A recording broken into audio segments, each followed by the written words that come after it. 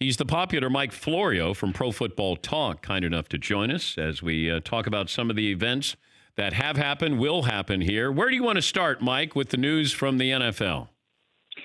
Well, I don't like the fact that they're waiting a year to take up this question of overtime changes and giving the team that kicks off a chance to match the score if there's a touchdown on the first drive. I don't know what's going to change in a year. I think they're just trying to push it back for 12 months and hope that no one's talking about it then and just continue to ignore it. Because if they're going to do it, do it. If you're not going to do it, then don't do it. Either way, they don't need another year to figure this out. It's a pretty simple proposition. If I gave you the power to change overtime, to do anything to overtime, or keep it, what would you do?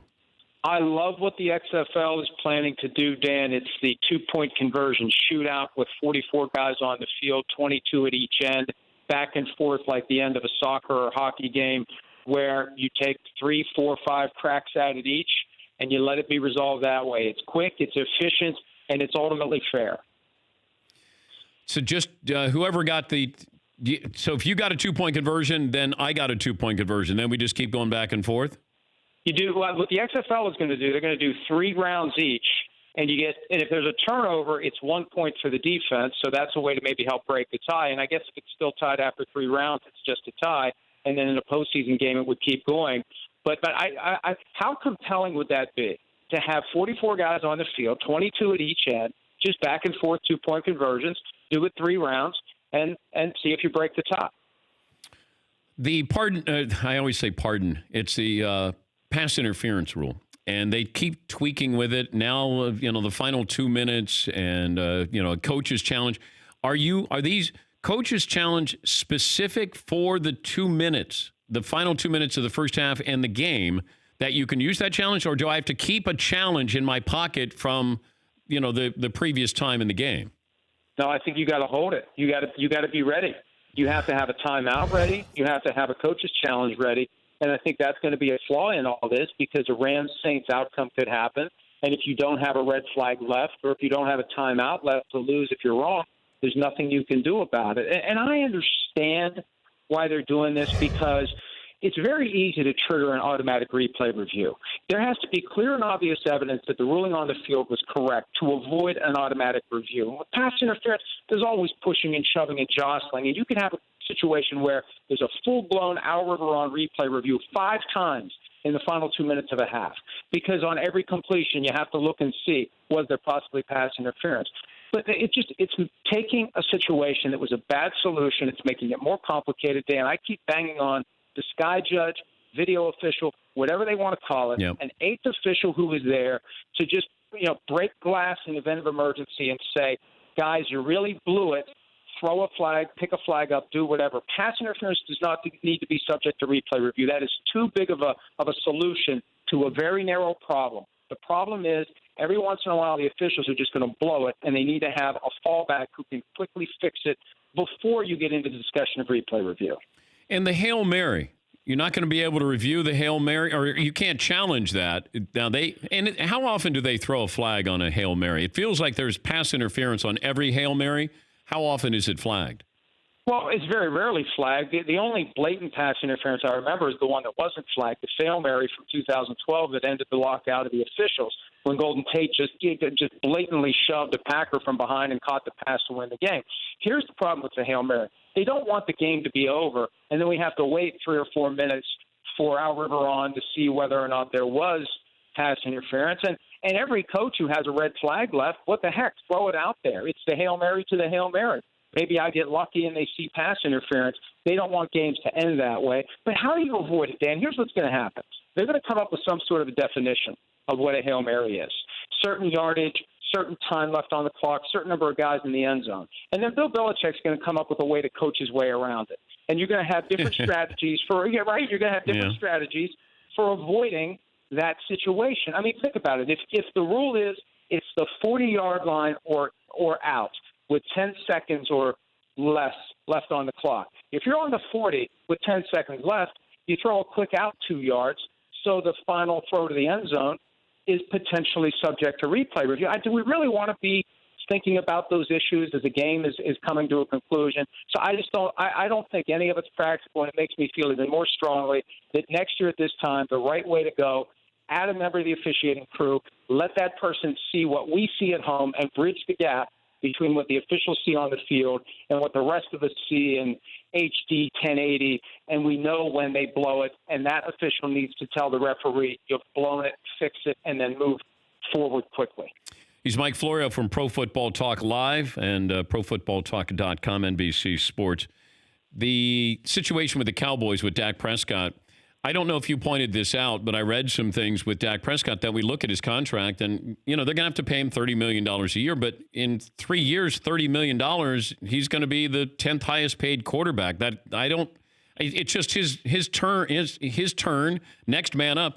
I have more of an issue with what I have to pay Amari Cooper and Ezekiel Elliott than I do with Dak Prescott. What are your thoughts? Well, here's the thing that we've seen with quarterbacks over the past 3 or 4 years. The top of the quarterback market was fixed at about $22 million with Aaron Rodgers, and then came Andrew Luck, Derek Carr, Matthew Stafford, Jimmy Garoppolo, Kirk Cousins, Matt Ryan, Aaron Rodgers, Russell Wilson, each one setting the bar higher, higher, higher, higher. The question is now with Dak Prescott, does he go higher than Russell Wilson? Does this cycle continue where the next guy up ends up being the highest paid quarterback in NFL history?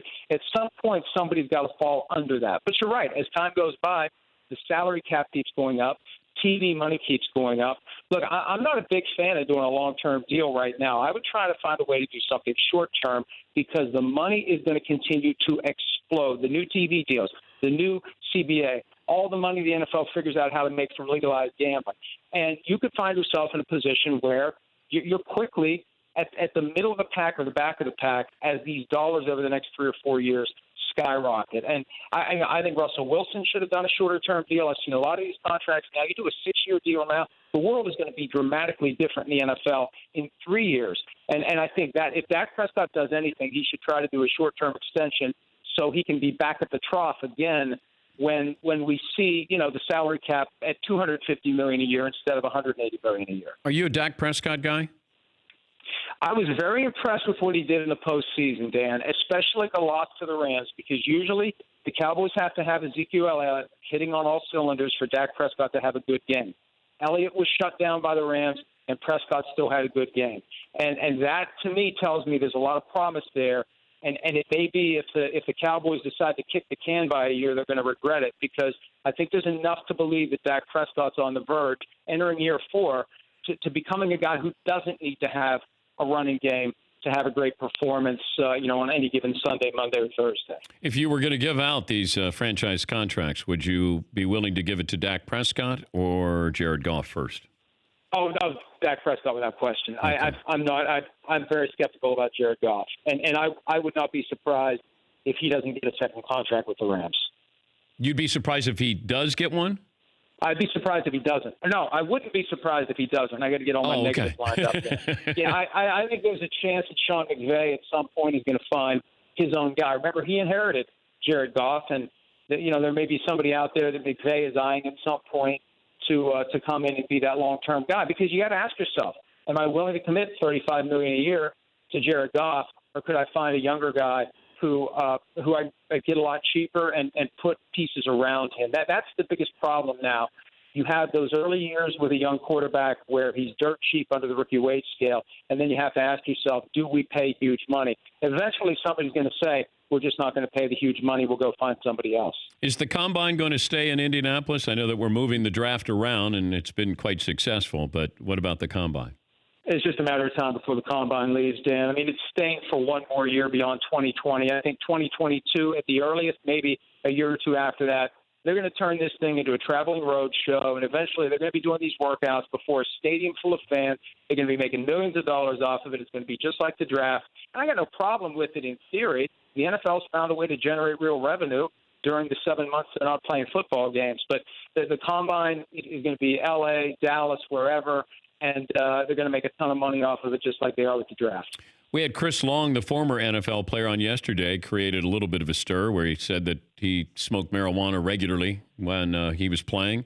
I don't know if that's a huge shocker, but the fact that he could get around the test, well, where we headed, did that create any buzz? Do you think? No pun intended. Yeah. Well, look, he confirmed. Look, he confirmed what I've been saying for years. The way the system is set up, you have one test per year under the substance abuse policy if you're not in the program already.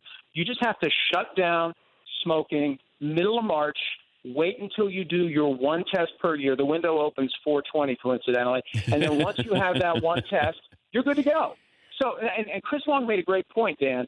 During that month, you end up taking opioids to deal with pain. You end up drinking. You end up doing things other than smoking marijuana, which a lot of people think are worse than smoking marijuana in the first place. And I'm so encouraged by the league's willingness to let the medical professionals decide whether or not this is something the players should be allowed to do. And the one caveat is there's still several states where the NFL has teams where medical marijuana isn't legal yet. So they may have to slam the brakes on this to let some of these other states adopt it before they do it. But I'm encouraged to see that they're willing to let the process play out, let the doctors look at it, and maybe get to the point where these players are allowed to use it to deal with chronic pain. Thank you, Mike. We appreciate your time as always. All right, see you then. That's Mike Florio, Pro Football Talk Live, NBC Sports, NBC Sports Network. For more Dan Patrick Show, tune into Audience Channel 239 on DirecTV. Stream for free on BR Live or download the Dan Patrick Show app.